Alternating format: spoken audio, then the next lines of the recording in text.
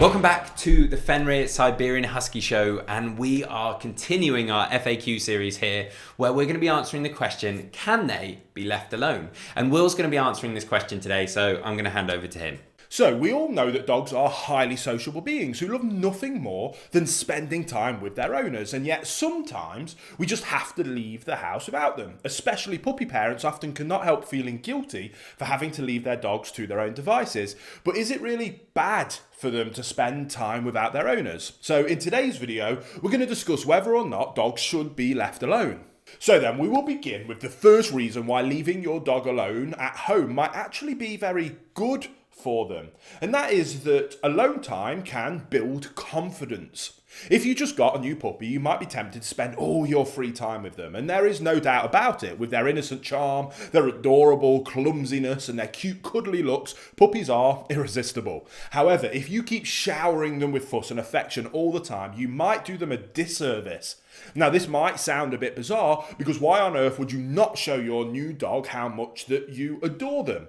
Now, of course, I'm not suggesting you should withhold love from your puppy, but if you make it a habit to give your young dog the opportunity to be on their own sometimes, you will thank yourself in the future, guaranteed. Because alone time builds a young dog's confidence like nothing else. They learn valuable lessons from this, such as, my owner is leaving the house. That's not the end of the world. After all, they always come back. And in the meantime, I've got my tasty chew toy filled with meat pate to work on. Now, next is around crate training being incredible for your dog. Now, of course, you're probably going to want to build up to this gradually, but by and large, a puppy who is left alone in a safe place for short periods of time will learn how to calm themselves down. To help you build up to a point where you can leave your dog loose in the house for several hours, and to help you do that, I highly recommend you get a crate. Invest in a safe, stable version that will be large enough for your dog when they are fully grown. If you select a crate with inbuilt dividers, you can adapt the size to your puppy, which is brilliant. Especially useful because dogs do not want to soil in their own dens. Therefore, your puppy will at least attempt to hold their business even longer until you can let them out of the crate, which is incredibly useful for also toilet training your new puppy. Now, crates are not only fantastic training tools for your puppy, but if you have adopted an adult dog into your home, you can absolutely get them used to the crate as well. Most likely, they will readily embrace the crate as their new sleeping place, especially if you have made the space a nice one and an inviting place to go. To do so, put a soft dog pillow or a thick blanket or a bed into the crate and cover the top with a blanket. In this way, you create a den-like atmosphere, which really naturally appeals to dogs and they find very secure and safe. Now, another tip to help manage your dog's alone time is by planning ahead and being proactive. As we said, giving your dog alone time does help them to build up confidence, and it teaches them to calm themselves down. This skill set will serve them well in all future life situations, and ideally you want your dog to develop it as soon as possible. However, especially if you have a very young puppy, you do want to move slowly with this. Extend their alone time in the crate little by little. If for any reason you cannot do that and you have to kind of throw them right in at the deep end, right from the very beginning, planning ahead will help you and your dog getting used to time spent away from one another. Hey guys, just a really quick message. I just wanted to let you know, if you didn't know already, that my first published book is officially out and available now. It's called Raising and Training Perfect Puppies, The Missing Secret of Success, where I boil down all of my skill set, experience and knowledge into the pages of this book to help set you up for huge amounts of success with your puppy. If you are interested, there'll be links in the description box below. It's available worldwide on Amazon. I really hope you find it as valuable as I'm sure that you will. But until then, I'll let you get back to the video you were just enjoying.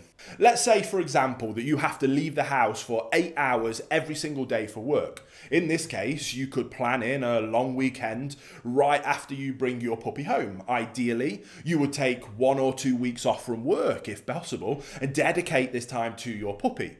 This will help your dog getting settled in more comfortably, but much more importantly, it will also give you time to bond with them and begin that crate training in a more gradual manner rather than having to chuck them right in at the deep end if you have to go straight back to work.